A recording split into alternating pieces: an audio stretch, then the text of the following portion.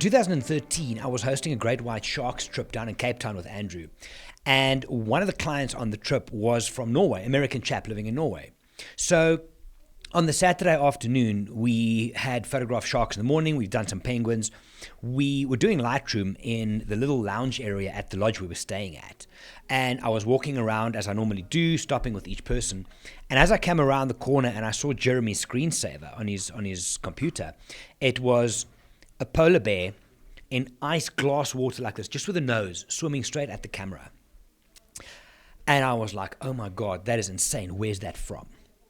That's how I first found out about Svalbard. And after a discussion with Jeremy at length and looking at all these pictures like 15 times, by the time we got back to the Wild Eye office that Monday, I'd already made contact with the operator. And the very next year, in 2013, first year, I hosted our first Svalbard expedition. Now, from the moment you walk off the plane in this place, you know it's different. It's like you're walking into a movie. I've said that before. But knowing how far north on the globe you are, you're literally on top of the world, right? You're at 78 degrees north. There's very few people at any given point in time that's more north than you are when you get there. We then get on a boat and we go further north, but we'll talk about that. So since 2013, I've been hosting Svalbard expeditions for Wild Eye. The only two gaps was 2020 and 2021 because of COVID, but we did it again this year. And I'm going to go as far as to say that as a total experience, guest sightings, photography, mood, weather, everything, this was probably one of the best ones I've had. So I always have this little bit of a bit of a pre-trip anxiety with most trips, right? It's a normal thing because is John going to be okay with Sarah? They shoot Nikon. Are they going to fight with the Canon people? Whatever it is, right? But with Svalbard, it's different because we get on a metal container. We get on the Stockholm, my boat of choice up there, and we sail north. You're not close to land. You're not getting off that boat. So if there's any issues on the boat, they stay on the boat and it can be exceedingly unpleasant. However, touch wood, I've never had major issues, but this year just worked so well. I don't think I've laughed this much on a Svalbard trip as this year. It was just amazing. The mixture of people, different diversities. We had people from New Zealand, America, South Africa, the UK, Switzerland. Am I missing anybody? And then Bo and Christian, who's my two expedition leaders. It was an absolutely amazing trip. The day before, we normally stay in Longyearbyen, right? You have to stay for one day in the small town because you can't arrive on 2 o'clock and then get to the boat at 4. If there's any issues with connections or luggage, you're not getting on that boat. So we recommend that people come in the day before, spend the day, and then, spend the day looking around the town. It's phenomenal. And then in the afternoon, 4 o'clock, we board the vessel. So that day, people are shopping and they're looking around. I bump into Bo and Christian at Café Fruin, which is in the middle of town. And I see they're sitting there. They just got off one of the previous expeditions. And they're looking a bit tired, but they're machines, so that's fine. And they're telling me about the weather for the trip coming up. And we're talking 3 to 4 meter swells, like gusts of wind up to like 80 miles per hour or something ridiculous like that. And I'm like, what? We've never had that. Anyway, so long story short, we managed through the captain, through Christian and Bo, and with communication with myself, and then looking at the ice charts and the wind and the weather every single day, we were able to navigate one of the worst weather experiences that we had in Svalbard without it really impacting our experience. So instead of what we normally do, so let me show you a map, right? So this is the map that we normally have in the dining area. And as we go, we tick off the sightings. So normally we slowly work our way up the west coast, and 2 or 3 days to get to the top western corner. That's where the ice cap and the pack ice is, where the polar bears hunt. But on this occasion, we said to the people, listen, it's going to be rough from about 9 o'clock on the first night. So get outside, get some fresh air, take some pictures. We'll come for dinner, and then we're just going to hook it. And the captain just went all the way up. We woke up in the northwestern corner, so we gunned it all the way. The reason was there was a huge storm coming in from the southwest, and we needed to get away from it. When you're in the fjords and the pack ice, it doesn't bother because the wind is cut and the water's nice and flat. And on the first day, we got our first polar bear. Now, in all my time up in Svalbard, if I put all the polar bear sightings together, we haven't missed yet, and there's many reasons for that. We can talk about that later. We if I take all my polar bear sightings and put them together, then I probably have 3 of my top sightings ever on this particular trip. I'll show you a couple of videos in a second, but we found the first bear at distance, watched it walked over a ridge. We did a quick zodiac cruise, the first one to kind of get people into how to put on their suits and so on and so forth. And then later on, the bear popped up and we went on the zodiac. Phenomenal sighting. We found the bear sleeping. We followed him along the coast, and then eventually he swam off. Great sighting. The next one we had for about 20-something hours. How this works is when you find them in the fjords, right? The ice between fjords. So at the end of a glacier, 2 mountains or fjords on the side. The ice in between is called fast ice. It's the flat stuff, right? So the bears hunt seals there. So he saw this bear far off. He was walking, and then he dug a little hole and he started sleeping. This is the afternoon, late afternoon actually. And we watched this thing for a while, but then it got late and he wasn't moving. Now, what we do on these trips, there is always 24/7 someone on the bridge. Either the captain, the first mate, myself, Bo, Christian, or the guest. We take turns sometimes if necessary. And we said to the people, listen, sleep with your clothing on because we might wake you up. Remember, the sun is spinning around. The sun is up 24/7. So at about 5:15 the next morning, hear a bustle, okay, go. The bear started moving. This thing put on a show for the next 3, 4, maybe even 5 hours. Walked right up to the boat, checked us out, great wide-angle shots. He walked off. We couldn't follow any closer. We were photographing from the Stockholm's deck. So we couldn't get any closer with the boat, but at distance, we saw him kill a seal. So then we got as close as we can, long lenses, phenomenal scenery, just phenomenal scenes in general, Arctic fox running around and what have you. This bear then continued and walked back towards the boat, but he brought his seal skin with him. And it was almost like this thing was trained to come and entertain us. It was, Bo and Christian would look at me at times and just think, what the hell? And we would just like, ride it out, man, take the good luck and just keep going. So we had our first 2 bear sightings, I think, in the first 4 days. I'm speaking under correction. I think we had 5 or 6 bears the entire time. 1 or 2 pixel bears, which is what it is. In a camera, it's yay big, so it's a pixel bear. But overall, 3 of them made for phenomenal photography. We had a young female, kind of half interested in walrus hunting. She moved around the ice, the scenery, everything. It's just the polar bear sightings came together in a way that I haven't had, I think, since my very first trip ever. So it was absolutely phenomenal. More than that, we also had on this particular trip, we had one of the longest zodiac cruises that I've had ever. So normally you'll go out about an hour and a half, 2 hours. It can get pretty chilly. And people kind of get over it after a while. It's okay, we've done this now. But we went to a walrus haul out where there was a bunch of males. And we spent 3 hours with them. So they were on the side of on the beach, on the rocky beach. Some of them we would photograph them there. They would come down into the water, would swim around us. We would photograph them there. They'd come out of the beach. So for 3 hours, we had phenomenal walrus photography. We went rogue. We called it going rogue when you go slow motion and you photograph slow motion. But that entire, the entire experience of being on the Zodiac, you look around, the landscapes and the backdrops of the images is just insanely beautiful.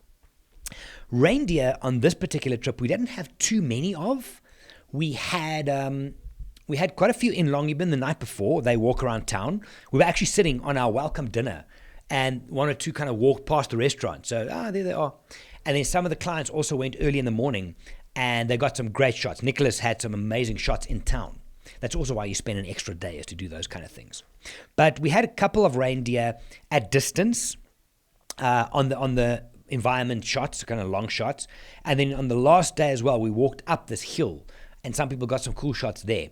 It's not often that on a trip like this, you get more decent close-up polar bear photographs and experiences than you do reindeer photographs and experiences. But hey, I think it's because our group brought the good vibes. I thought, and I believe this, I do. When you go to the bush, right, there's bush karma.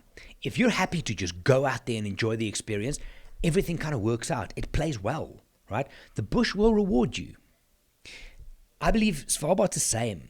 You can't be upset if you don't see anything. Go out there and enjoy the experience. The Arctic karma will provide. I believe that. It's time spent in the field is amazing. I think more than the photography, and well, actually, before I carry on, let me do this.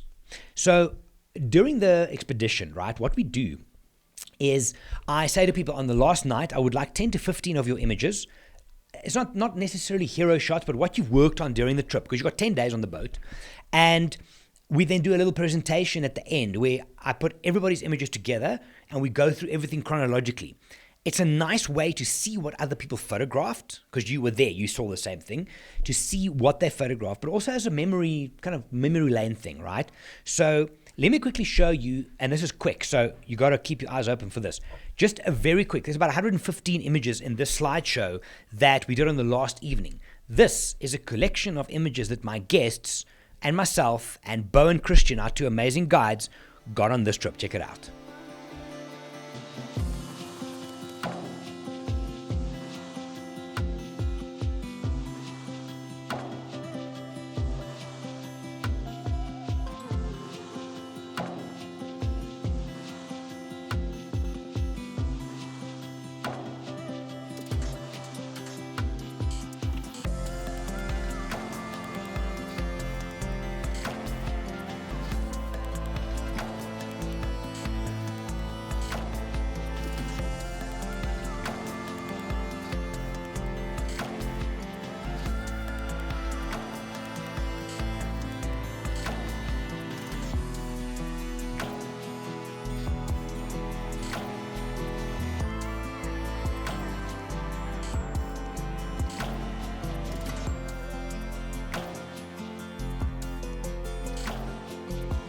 That's pretty impressive. That is an insane collection. And I know for a fact some of the people had even better images, but they haven't finished processing them yet, right? So what we also did is I then asked, and I started this last year, I should do this, well, it's going to be a part of every trip I host now on, is I asked people to share images of the moments, of the actual people on the trip, right? So let me do this as well. I'm going to run this quick slideshow. This is just some of the iPhone moments that the group shared with us on the last evening. Check it out.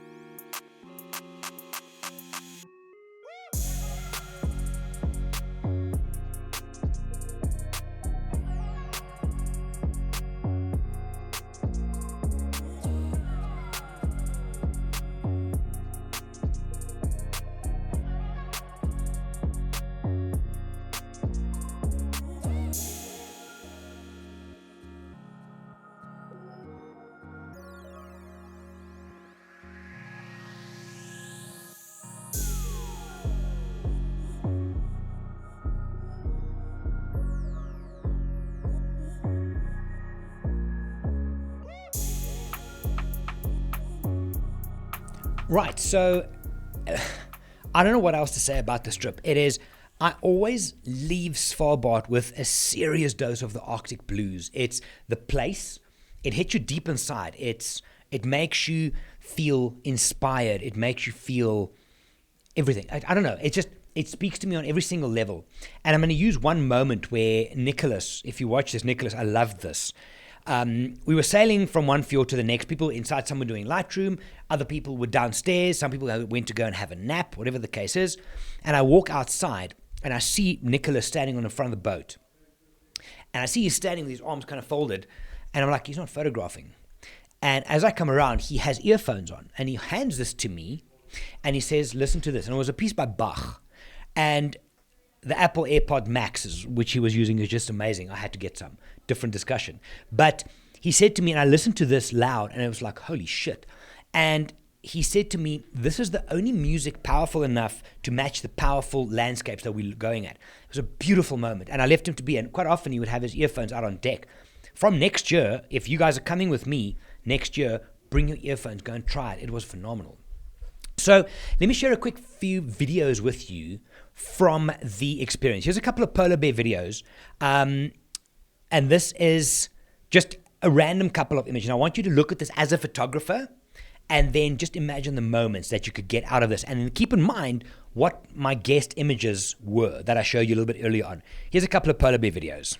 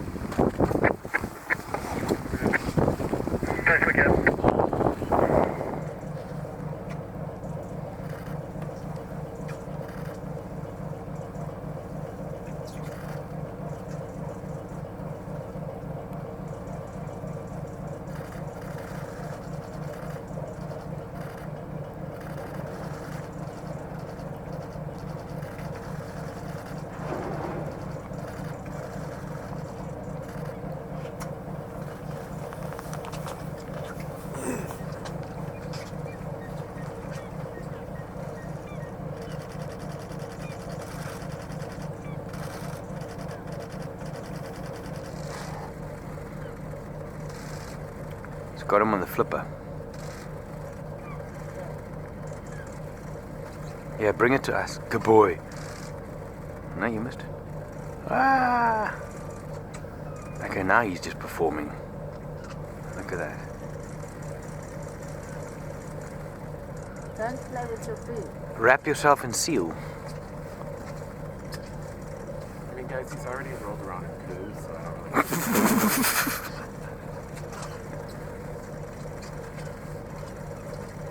This is amazing. And then while we're at this, I'm going to show you a few videos here. This is some of the walrus action that we had on that massive 3-hour Zodiac ride. This was amazing.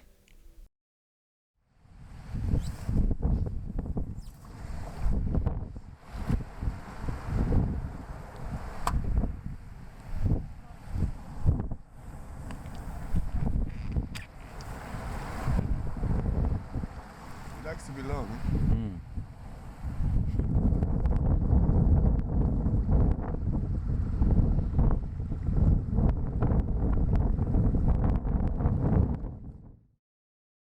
That's pretty much it. Let me show you this one more time. This is the map that we use in the dining room. At every breakfast, lunch, and dinner, Christian or Bo would go through and say, this is where we're going, this is our plan, and so on. It's expedition style. You have to be flexible and you have to be curious, but that's life in general, really.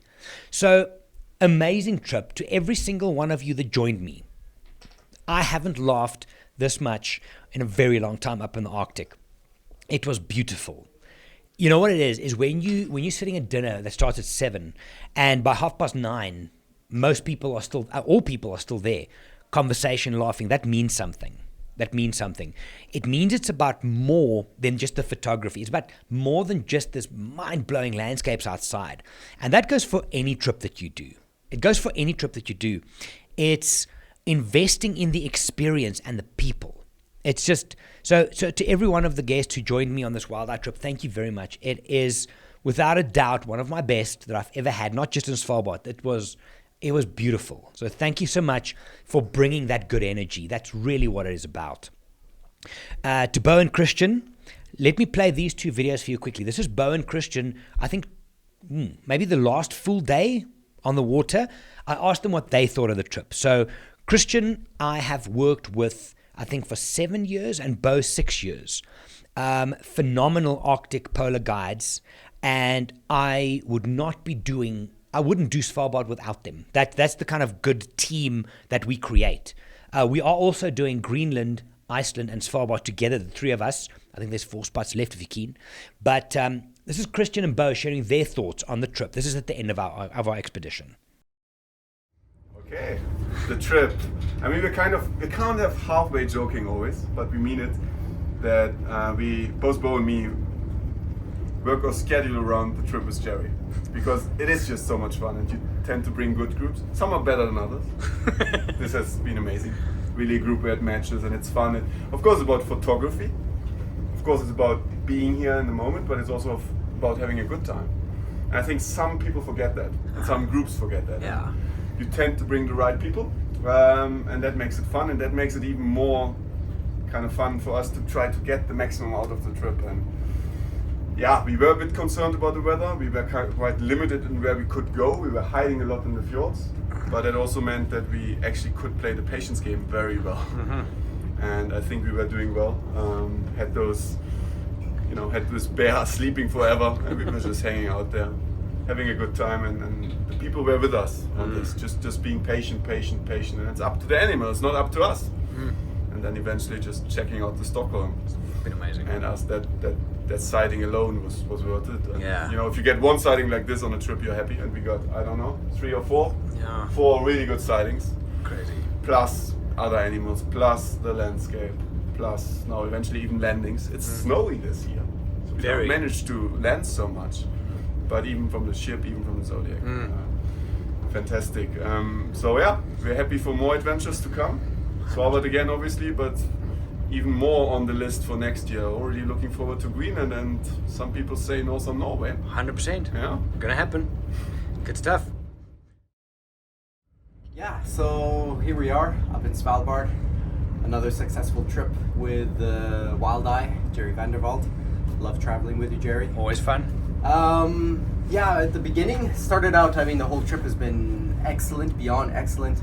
A little bit of concerns about weather at the beginning, how it would pan out with just managing our way along the coast, the western coast here of Spitsbergen, and managed it very, very well due to our excellent expedition leader, who managed to find little pockets of nice weather in the fjords here and there, and amazing polar bear sightings. I've never had so many close, beautiful, wonderful, calm encounters with that wildlife on a single trip before, so this is definitely a highlight, and variety as well. Just fantastic scenery, landscape, the light, perfect for photography. And yeah, last day here, wrapping it up, not done yet, but managed a landing this morning, and hopefully another one to stretch the legs and burn a few calories this afternoon. Nice. It's been fantastic.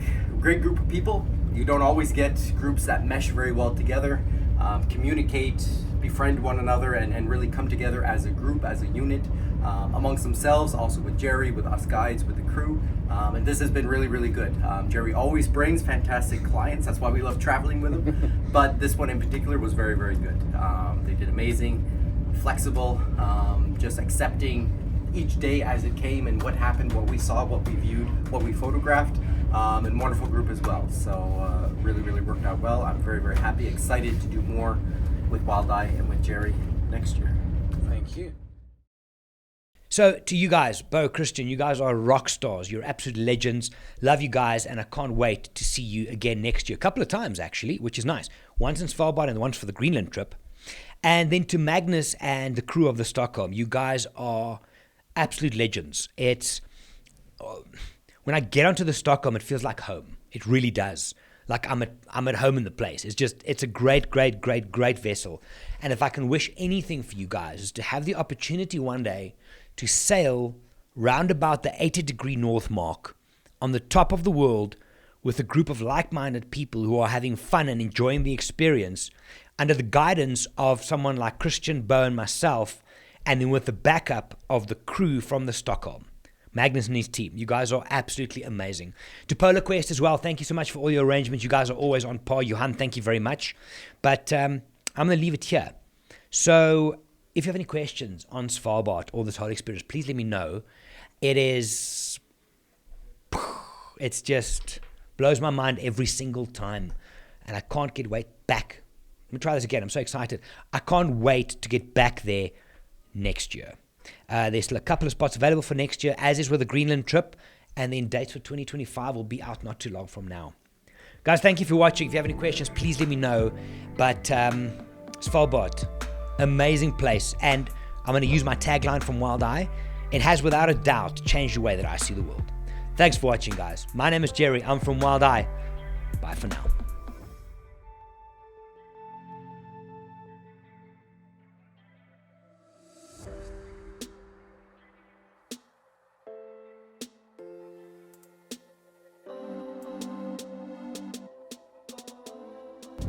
Okay, and as a separate, how do you feel about Bo's photography on his phone? Actually, I'm with Bo on many things. Your coffee, sir. Thank you, Bo. This cookie is mine.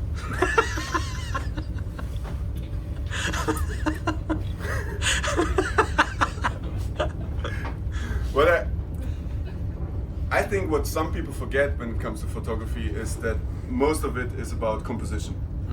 And of course, a phone actually helps you to think composition because you're of course limited in some ways. Yeah. And of course, if people shoot big primes, big telephoto lenses, they sometimes stuck in this portrait. 100%. They go all in, and that's nice, but they forget that there's so much to it. So of course, in a way, it opens your eyes what is possible with a limited range of zoom, and that way I think it is interesting. I still like my Olympus. 100%. And I think it's in a way, Olympus gear is halfway between what the big old school full frame. Phones will overtake Olympus in 5 years. Because Go eat your cookie. It is lightweight. I can have it in a little bit of a side pocket here while I'm looking like a Christmas tree, with all my gear. And it's okay. It's manageable for me. It's too much for Bo. I need space for my cookies. Okay, on that note, where's the puffins? And then just as a separate, what are your thoughts on phone photography versus normal Phone photography versus normal, the normies, as us phone photographers call them. It's a transition. Not everyone can make that transition. It's a very different mindset. You have to be much more advanced in your composition, in your light scouting qualities. You have to be able to shoot from primes. Zooming is not generally an option if you want to maintain quality. So it's definitely a step above, or even 2 notches above in what you have to be as a photographer. Sure. When you're shooting from a phone, it's much more limiting. You have to be much more skillful in how you handle it. Is it fair to say that you look down on people with normal cameras? Yes, the normies, as we call it. We have the uppers, that's us phone photographers, and we have the normies. The Further normies. down, they're still managing with this very archaic sort of photography style. We talk about this large format from back in the day when they had the hoods over their heads and, it would take about 12 hours to compose and manage one photo. This is sort of the trend that normal cameras and normies, as we call them, are leading towards. So the future is definitely digital photography. My apologies, I'm losing my composure, but, phone photography is advancing at a rapid rate. I love it, and I'm excited to see, especially with low light and zoom. For up here, I see more and more phone photographers, more and more people adapting and switching over to phone photography and bringing their phones and leaving their huge, heavy equipment back home. I mean, think about your backs, think about your joints, think about stress. We want to be healthy as we age and further along into our lives. So, lightening up the load as much as possible is definitely the way to go. I mean, you look good for a 72-year-old. Yes, and that's exactly, because of phone photography. Going on 73. So phone photography has literally made me younger. Puffins.